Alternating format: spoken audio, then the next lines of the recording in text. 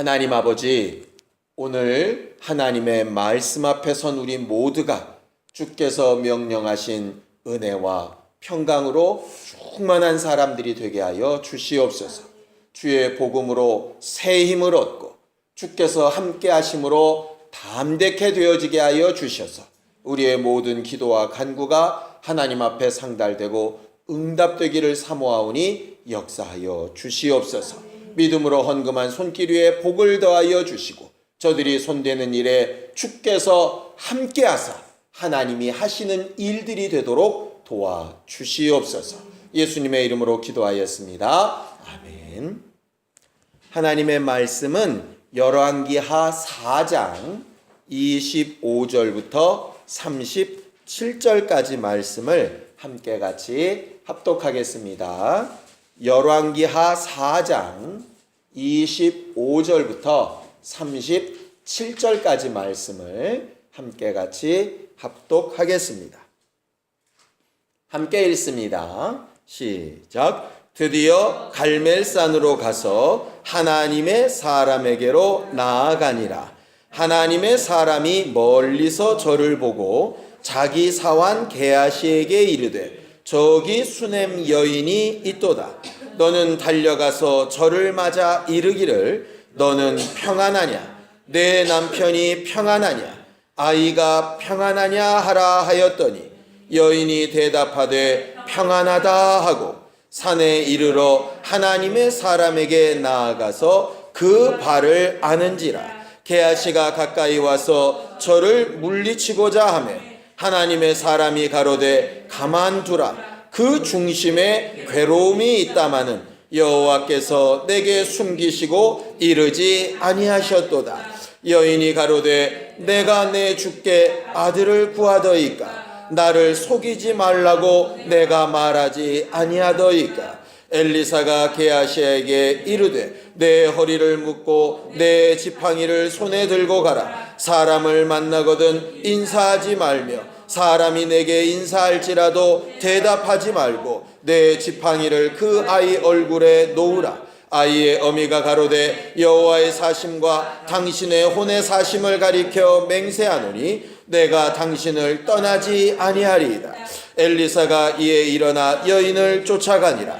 게하시가 저희의 앞서가서 지팡이를 그 아이의 얼굴에 놓았으나 소리도 없고 듣는 모양도 없는지라. 돌아와서 엘리사를 맞아 가로되 아이가 깨지 아니하였나이다. 엘리사가 집에 들어가 보니 아이가 죽었는데 자기의 침상에 눕혔는지라. 들어가서는 문을 닫으니 두 사람뿐이라. 엘리사가 여호와께 기도하고 아이의 위에 올라 엎드려 자기 입을 그 입에 자기 눈을 그 눈에 자기 손을 그 손에 대고 그 몸에 엎드리니 아이의 살이 차차 따뜻하더라. 엘리사가 내려서 집 안에서 한번 이리저리 다니고 다시 아이 위에 올라 엎드리니 아이가 7번 재채기 하고 눈을 뜨는지라. 엘리사가 게하시를 불러서 저 수넴 여인을 불러오라 하니 곧 부름에 여인이 들어가서 엘리사가 가로되 내 아들을 취하라. 여인이 들어가서 엘리사의 발 앞에서 땅에 엎드려 절하고 아들을 안고 나가니라. 아멘. 우리 하나님은 평강의 하나님이시라고 성경은 가르쳐 말합니다. 평강의 하나님. 최근 들어서 이 평강이라는 말을 제가 꽤 많이 설교 시간에 하는 것 같습니다. 계속해서 어쨌든 말씀으로 또 제가 기도하는 가운데 계속 이렇게 받는 감동이 그러하여서 오늘도 또 평강의 하나님을 또 전하려고 합니다. 성경을 한 군데 보죠. 자, 데살로니가 전서 5장 23절입니다. 데살로니가 전서 5장 23절입니다. 사도 바울이 데살로니가 교회에 한 편지의 마지막 축복하는 기도인데 오늘 저녁에 우리의 기도가 이렇게 되어지기를 바랍니다. 데살로니가 전서 5장 23절 함께 읽습니다. 시작. 평강의 하나님이 친히 너희로 온전히 거룩하게 하시고 또 너희 온 영과 혼과 몸이 우리 주 예수 그리스도 강림하실 때에 흠없게 보존되기를 원하노라 그렇게 말하고 있습니다. 사도 바울은 하나님을 가르쳐 평강의 하나님이라 말씀하셨고 그 하나님이 우리를 온전히 거룩하게 하실 수 있는 분이라 하셨어요. 거룩이란 말은 지난 수요예배 때 말씀드렸죠. 하나님과의 거리가 가까운 것을 거룩이라 하였지 않습니까? 그러니까 하나님과 함께 있게 하실 수 있는 분도 하나님이시라 이 말이죠. 하나님과 함께하는 거룩한 자들을 영혼뿐 아니라 그 몸까지라도 육체와 환경까지라도 주 예수 오시는 날까지 흠없게 잘 보존하여 주시는 분이 하나님이시다. 그 평강의 하나님을 좀 인정하라 말하고 있고 그리고 그 다음 절에는 너희를 부르시니가 미쁘시니 믿음직하시니 그가 또한 이루실 것이다. 그 믿음으로 기도하며 간구하라. 이렇게 말하고 있습니다. 오늘 저녁에 우리가 하나님 앞에 어떤 기도 제목을 가지고 나왔든지 간에 하나님께서 친히 이루시고 역사하시는 응답을 반드시 보는 평강의 하나님과 함께하는 우리 모두가 되기를 예수님의 이름으로 축원합니다. 그런데 기도할 때 어떤 마음으로 기도해야 될까? 성경은 로마서에 이렇게 얘기합니다. 육신의 생각은 사망이다. 영의 생각은 생명과 평강이라 이렇게 되어져 있어요. 육신의 생각은 사망이다. 영의 생각은 생명이다로 끝나지 않고 생명과 평강이라 이렇게 말하고 있어요. 그러니까 내가 영의 생각으로 충만한 사람이라면 생명도 풍성하고 그리고 평강도 풍성해야 된다는 얘기죠. 만약에 죽음에 대한 공포, 중업에 대한 위협, 걱정이나 근심, 두려움, 아픔 이런 것들이 있다면 어떤 면에서 보면 우리는 육신의 생각이 우리를 지금 지배하고 있는 사람일지 모릅니다. 성경이 가르친 대로 따르면요. 그래서 오늘 이 저녁에 우리가 기도할 때 육신의 생각으로 살던 사람이 평강의 하나님과 함께하는 것으로 영의 생각으로 바뀌어서 하나님이 주는 생명과 평강으로 풍성케 되어지기를 원합니다.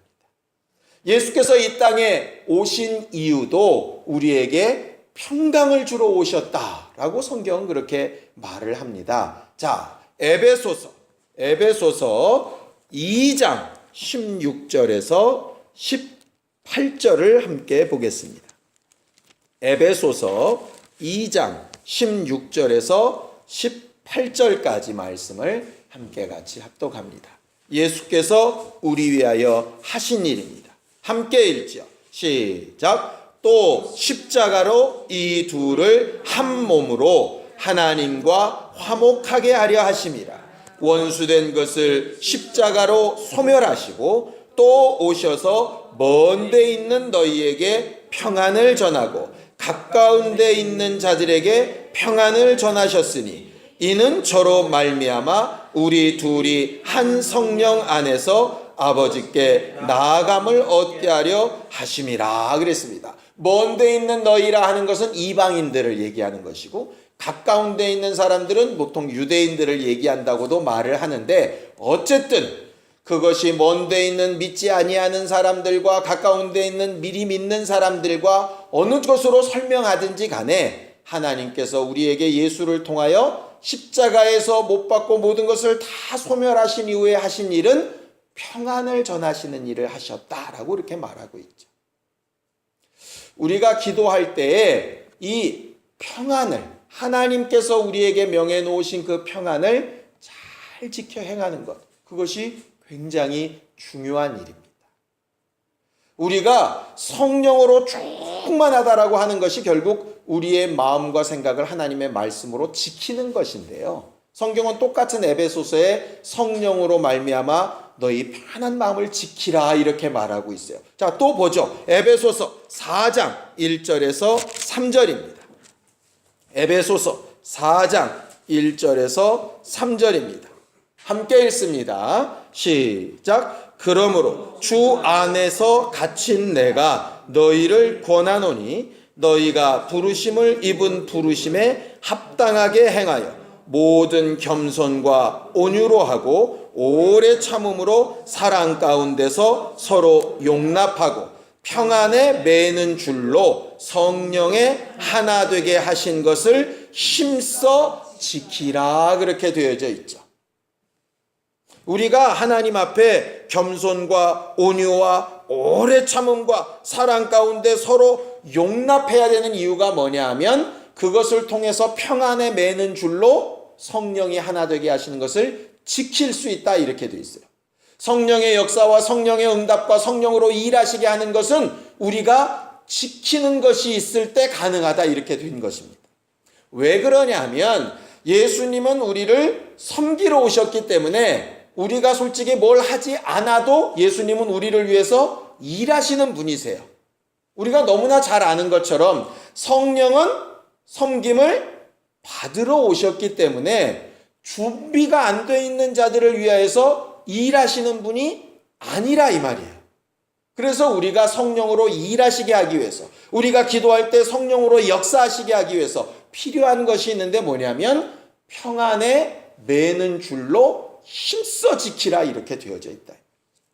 그러고 나서 봤더니 사도 바울이 서신서 곳곳마다 계속 인사말로 쓰는 구절이 있습니다. 너희에게 은혜와 평강이 있을지어다. 사도 바울은요, 거의 모든 성경에 똑같은 말을 합니다. 너희에게 은혜와 평강이 있을지어다.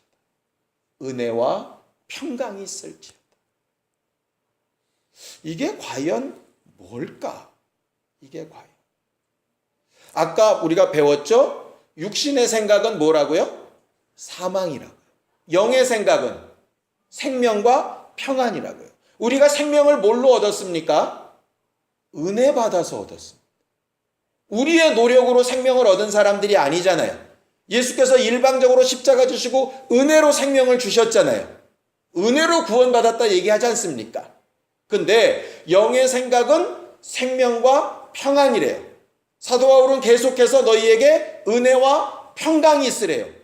똑같은 말 아닙니까? 은혜로 얻은 생명, 그 다음에 하나님께서 영의 생각으로 지키게 하신 평안과 평강, 이 두 가지는 뗄래야 뗄 수가 없는 것이라 이 말이죠.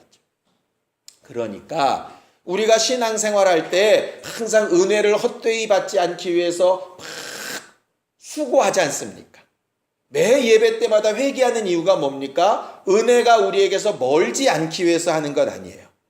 우리가 복음을 듣고 설교 듣고 회개하고 나서 감사하고 우리가 그 믿음을 표현하고 하는 거 뭐 때문입니까? 은혜 받았기 때문 아닙니까? 은혜가 그렇게 중요한 만큼 동일하게 중요한 것이 뭐냐 하면 평안, 평강이라 이 말이죠. 은혜가 예수로부터 그저 일방적으로 오는 것이라면 평강도 물론 하나님께서 명령하신 것이지만 아까 에베소서의 말씀처럼 그 평안은 우리가 지켜야 되는 부분들이 있는 것이에요. 평안을 지켜야 되는 부분. 그래서 이전에게 우리가 기도할 때 성령으로 일하시게 하기 위해서, 그분으로 역사하시게 하기 위해서 우리가 정말 우리 마음의 평안을 지키도록 또 평안이 있음을 고백하는 것으로 기도할 수 있기를 예수님의 이름으로 축원합니다. 오늘 성경 본문에 보면은요, 수넴 여자라고 하는 이방 여자의 이야기가 나옵니다. 그 앞에서부터 이제 쭉 읽어보면 훨씬 더 낫겠지만 한번 시간을 내서 읽어보시기 바랍니다. 엘리사 시대에 엘리사가 계속해서 갈멜산이 있는 자기 곳과 또 다른 왕이 있는 곳과 이것을 계속 오가면서 이렇게 사역을 하게 되었어요. 그러다 보니까 이 지나가는 지역 가운데에 이제 이 수넴 여자의 집이 있는 겁니다. 근데 선지자가 이렇게 지나갈 때에 이 수넴 여자가 계속해서 그 엘리사를 공개하는 거예요. 먹을 것을 주고 또 사례를 챙기고 또 어쨌든 마실 것을 주고 이렇게 쉬게 하다가 마음에 한 가지 감동이 생겼습니다. 그런데 그 여자를 가르쳐서 이제 귀한 여자 이렇게 되어져 있습니다. 그러니까는 그 귀한 여자라고 하는 얘기가 다른 무슨 말이냐면 부유한 사람이란 얘기입니다. 그러니까 남편이 부자였다는 얘기죠. 근데 가만히 성경 앞뒤를 읽어보면 남편은 그렇게 믿음이 있었던 사람은 아니었던 것 같아요. 왜냐하면 남편이 주도적으로 뭐 엘리사를 찾아가거나 뭐 이런 건 아니었고요. 부인이 하니까 그냥 남편은 좋은 사람이라 부인이 하는 대로 해둔 것이죠. 그런데 이제 어느 날 생각에 엘리사를 그냥 계속 왔다 갔다만 할 게 아니라 아예 자기 집에다가 그냥 방을 하나 내줘가지고 지나가면서 오가면서 쉴 수 있도록, 그래서 이제 방 하나를 딱 마련하고 거기에 이제 침대를 마련을 해 놓은 겁니다. 침대만 마련해 놓은 게 아니라 거기서 또 말씀도 또 연구하고 할 수 있도록 책상과 촛대와 이런 것들까지 아주 풀 세팅을 딱 해주는 거죠. 돈이 있으니까 그랬을 거예요. 어쨌든 그렇게 딱 해니까 엘리사가 굉장히 고맙겠죠. 굉장히 고마워서 이렇게 얘기를 합니다. 성경을 좀 볼까요? 그 앞에 보면은요. 자, 13절을 좀 읽어보겠습니다. 13절 함께 읽습니다. 시작. 엘리사가 자기 사환에게 이르되 너는 저에게 이르라 내가 이같이 우리를 위하여 생각이 줌이라도다. 내가 너를 위하여 어떻게 하랴? 왕에게나 군대 장관에게 무슨 구할 것이 있느냐? 여인이 가로되 나는 내 백성 중에 거하나이다 하니라 그랬어요. 무슨 얘기냐면 네가 나를 해주는 게 너무 세심하게 이렇게 잘해주니까 내가 너무너무 고맙다. 내가 뭔가 좀 갚았으면 좋겠는데 혹시 왕이나 군대 장관이나 이렇게 좀 권력자들한테 부탁할 거 있냐? 나 얼마든지 내가 너 도와줄 수 있다. 이게 참 얼마나 좋은 일입니까? 사업을 하는 사람이라면 왕을 안다는 게 얼마나 좋겠어요. 외부에 어떤 위협이 있는 사람이란 군대 장관의 도움을 받을 수 있다면 얼마나 좋겠냐고요. 그런데 이 여자는 뭐를 얻고 싶어서 그렇게 한 게 아니었거든요. 그냥 말 그대로 그냥 자원함과 좋은 마음으로 했던 거예요. 그러니까 이 여자 말이 무슨 뜻이냐면 나는 내 백성 가운데 있습니다. 이게 뭐냐면 저는 그냥 하나님의 백성 가운데 있습니다. 그래서 하나님이 다 알아서 채워주시기 때문에 부탁할 게 없어요. 이렇게 얘기하는 거예요.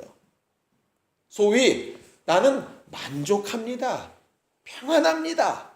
아무것도 더 이상 필요가 없습니다. 더 많은 물질도 필요 없고요. 더 많은 땅도 필요 없고 부족한 게 없습니다. 괜찮습니다. 이렇게 얘기한다 이 말이죠. 그러니까 그것이 엘리사에게는 좀 독특하게 느껴졌어요. 우리만 같아봐요. 이런 부탁을 해보면은 뭐를 해야 좀 한 방에 좀 뭘 해볼까? 뭐 이런 거 하지 않겠습니까?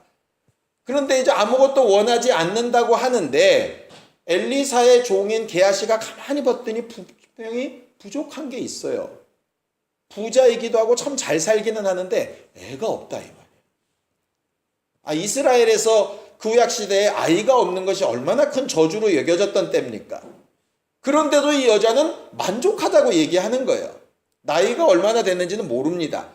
그러니까 게하시가 이제 정말 오지랖도 넓지 엘리사한테 가가지고 부족한 거 내가 찾았다고, 애가 있으면 좋을 것 같다고. 그러니까 이제 엘리사가 불러가지고 일방적으로 내년에 아이가 있을 거라고 이렇게 얘기를 하는 겁니다. 그때 이제 이 여자가 그냥 놀리시지 말라고, 괜찮다고 이렇게 얘기하는 겁니다. 그 얘기는 에이 안 믿어요 뭐 이런 얘기가 아니라 꼭 그렇게까지 안 하셔도 된다라는 이야기입니다. 그런데 진짜 말씀대로 아이가 생겼어요. 없어도 된다고는 했지만 아이가 생기니 얼마나 좋겠습니까?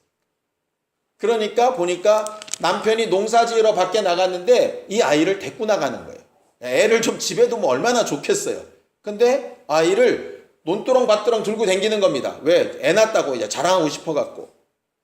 근데 이때 나이가 정확하게는 모르지만 단어를 쓴 거 보면 한 2-3살쯤 됐을 것 같은데 이 아이가 겨우 말문 튀었는지 아버지랑 같이 논에 나갔다가 계속 머리가 아프다고 얘기하는 거예요. 거기 써 있는 게 그래서 머리야 했다고 그 얘기입니다.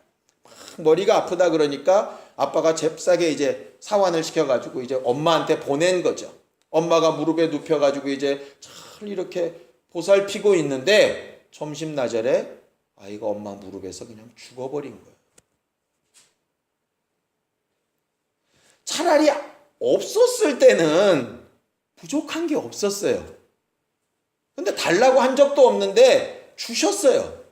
주셨으면 건강하게 하셔야지. 주셨는데 몇 년 안 돼갖고 죽어버렸어요. 그것도 엄마 무릎 위에서 죽었어요. 이 엄마의 마음이 어땠을까요? 저는 잘 모르겠어요. 그렇게 경험해 보질 않아서 상상이 좀 잘 안 돼요. 겨우 상상이 된다는 게 뭐냐? 뒤에 있는 화분이 나뭇잎사귀 떨어지고 가지가 좀 말라 비틀어지면 나 때문에 죽은 것 같아. 뭐 이래가지고 그냥 마음이 아픈 정도. 뭐 그거랑 비교도 안 되겠죠. 어쨌든 그 어머니가 얼마나 낙심되고 얼마나 실망되고 하늘이 무너지는 것 같고 그러지 않았겠습니까? 자, 생각해 보세요. 이제 남편한테는 뭐라고 얘기합니까? 남편이 믿음이 없는 사람이라면 너 그래 하나님한테 그렇게 잘해갖고 뭐 좋은 게 뭐 있냐? 그렇게 얘기 안 나오겠어요? 얼마나 답답하겠어요? 이걸 지금 내가 어떻게? 그런데 이 여자가 하는 일이 그 다음에 참 대단합니다. 죽은 아이를 선지자의 방에 가서 침대에 딱 눕히고요. 문을 딱 닫아버려요. 그리고 사환을 시켜서 남편한테 요청을 합니다. 나귀하고 사환 한 명 데리고 내가 선지자를 찾아가야 되겠다. 네, 기도하러 가야 되겠다. 얘기하는 겁니다. 남편은 속도 모르고 얘기하죠. 야, 월삭도 아니고 절기도 아니고 아무것도 아닌데 왜 가냐? 그때 이 여자가 하는 말이 뭐냐면 평안 때문입니다. 아니 지금 남편한테 뭐 얘기해야 됩니까? 진짜는 여보 애가 죽었어 이렇게 나가야 되는데 그렇게 했다가는 이게 완전히 이제 집이 이제 아사리판 나게 생긴 거예요. 이때 내가 어떻게 해야 될까? 결국 주신 분이 하나님이시니까 어쨌든 하나님하고 해결을 봐야 되는 거예요. 근데 섣불리 이게 되면 안 되니까 일단 닫아 걸고 남편한테는 평안 때문에 간다고 얘기를 합니다. 그리고 사환한테 나귀를 몰게 합니다. 굉장히 먼 거리를 가기 때문에요. 지금부터 내가 말하기 전까지는 절대로 멈추지 말고 무조건 빨리 달려라. 그러니까 마음이 얼마나 막 두근두근했다는 얘기겠어요. 그러면서 막 달려서 엘리사에게까지 겨우 도착을 합니다. 아까 우리가 읽은 본문이 거기부터입니다. 드디어 갈멜산에 도착합니다. 그리고 나서 엘리사가 봤더니 수냄 여자가 올라오는 걸 보고 게하시를 시키죠. 뭐라고 얘기하죠? 보겠습니다. 자, 26절 보겠습니다. 26절. 엘리사가 게하시에게 이렇게 말합니다. 시작. 너는 달려가서 저를 맞아 이르기를 너는 평안하냐? 내 남편이 평안하냐? 아이가 평안하냐 하라 하였더니 여인이 대답하되 평안하다 했다 그랬어요. 세 가지를 묻죠. 너는 평안하냐? 뭐라고 답하겠습니까? 자기는 어쨌든 막 이빨을 악물고 평안하다고 말할 수 있을지 모르겠어요. 네 남편이 평안하냐? 지금 걱정이 태산 같을 겁니다. 그런데 평안하다라고 얘기합니다. 근데 맨 마지막이 문제입니다. 네 아이가 평안하냐? 거기서 울컥했을 것 같아요. 그런데도 이빨을 악물고 평안하다고 고백을 합니다. 평안입니다. 평안입니다. 평안입니다. 그러니까 게하시가 올라와서 얘기하는 거죠. 다 평안하다는데요. 그런데 그 여자는 와서 엘리사를 붙들고 계속 발을 붙들고 웁니다. 아무 말도 안 하고. 엘리사도 너무 기가 막히니까 하나님 앞에 묻는데 하나님도 대답을 안 하십니다. 그 여자는 그 시간까지 뭐를 지키고 싶겠어요? 지금 이 평안함을 깨기 싫은 거예요. 말 한마디 한마디 잘못하면 이 모든 것들이 막 무너져 내릴까 봐 하나님이 그리고 나서 기도하듯 엘리사에게 딱 한마디만 얘기하죠. 내가 아이를 달라고 했습니까? 하나님이 은혜로 주신 것 아닙니까? 그러니 은혜로 주신 것이니 하나님이 은혜로 책임져 달라고 얘기하는 겁니다.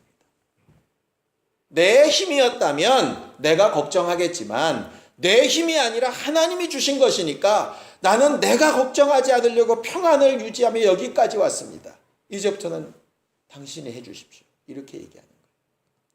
게하시를 보내도 그럼 게하시가 가면 그 능력 있는 지팡이를 쫓아서 가야 되는데 엄마가 그걸 쫓아가지 않습니다. 나는 여기서 차라리 당신과 기도하겠습니다. 왜? 죽은 아이를 봐서 또 평안이 깨지지 않겠습니다. 엘리사가 결국 그 여자를 데리고 집에 갑니다. 게하시가 결국 못 살렸습니다. 엘리사가 방에 들어가는데 엄마가 당연히 따라가 들어가고 싶지 않겠어요? 목사가요, 중환자실 신방 가면 반드시 가족이 이렇게 따라 들어가려고 그럽니다. 안 들여보내요, 혼자 잘. 왜? 그 틈에 가가지고 같이 좀 어떻게 기도하려고. 그런데 이 엄마는 안 들어갑니다. 왜? 죽은 아이를 봐서 또 평강이 깨질까 봐. 그 엄마가 바깥에서 뭐 했겠습니까? 평안한 마음을 지켜서 기도하고 또 기도했겠죠. 엘리사가 들어가서 한 번에 안 삽니다. 두 번에 행하고 또 해가고, 그렇게 해서 결국 그 아이가 살아서 산 다음에 엄마한테 줄 때야 비로소 가서 사나이를 데리고 나와. 오늘 저녁 우리의 기도가 이랬으면 좋겠습니다.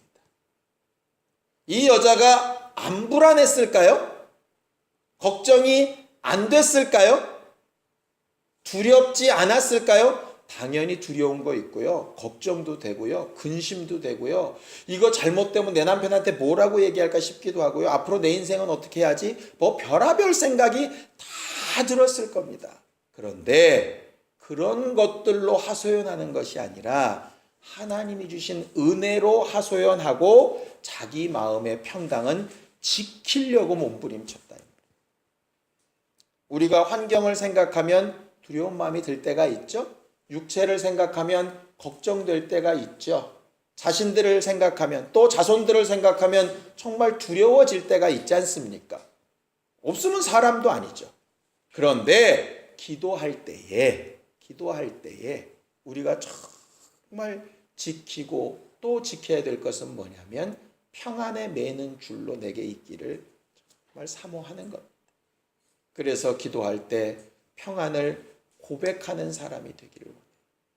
하나님 앞에서 모든 것을 다 쏟아놓더라도 그럼 사람들 앞에라도 평안을 고백할 수 있기를 원해요. 근데 우리는 사람들 앞에 다 이 말 정말 하지 않습니까? 성경에 있는 얘기는 아닌데요. 외적인 부분, 성경 외적인 기록들을 이렇게 살펴보면 게하시는 왜 못 살렸을까? 뭐 이런 생각이 들지 않습니까?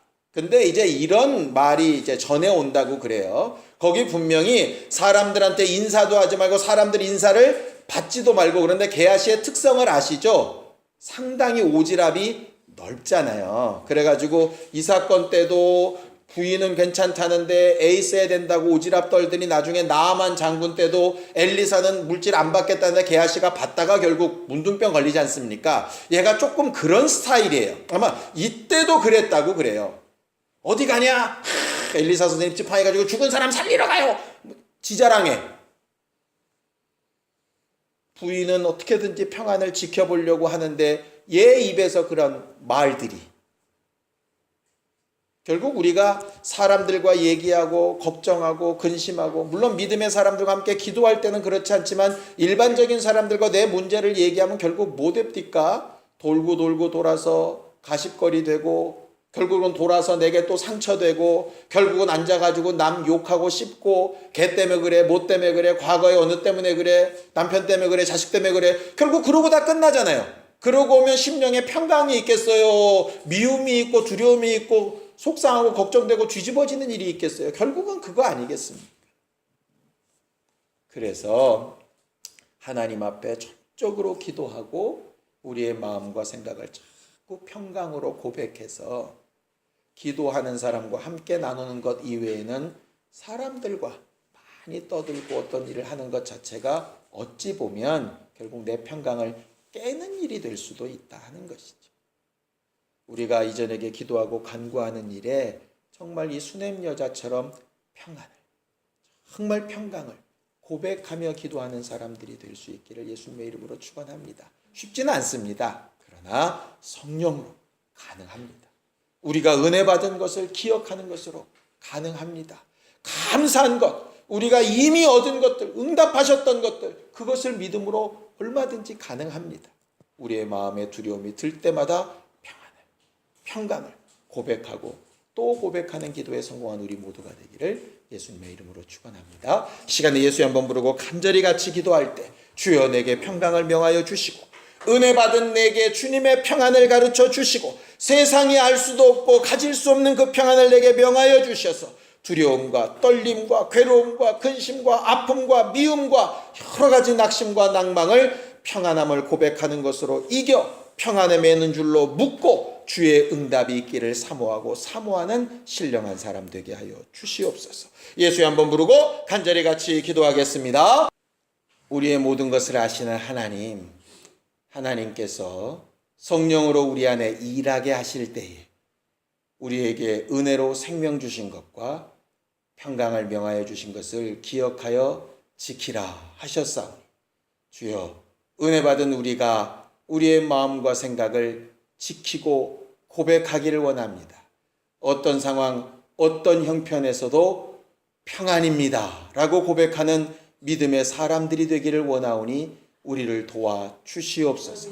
내가 주는 평안은 세상이 주는 것과 분명히 다르다 하신 것처럼 우리들은 할 수 없을지라도 주의 은혜가, 주께서 우리하여 흘려주신 보혈이, 그 이름으로 우리 안에 와 계신 성령이 우리의 마음과 생각을 후원하여 도우실 수 있사오니 각각 입술을 제갈 먹이듯 평안을 고백하는 자들에게 응답의 응답으로 역사하여 주시옵소서. 그리스도 예수 안에서 은혜와 평강이 있을지어다 하는 주의 축복이 우리 안에 임하도록 역사하여 주시옵소서. 이제는 우리 주 예수 그리스도의 은혜와 하나님 아버지의 극진하신 사랑과 성령님의 감동하시고 역사하시는 분명한 증거가 은혜와 평안으로 충만하다 고백하는 믿음의 사람들 위해 이제로부터 영원까지 함께 있을지어다. 아멘.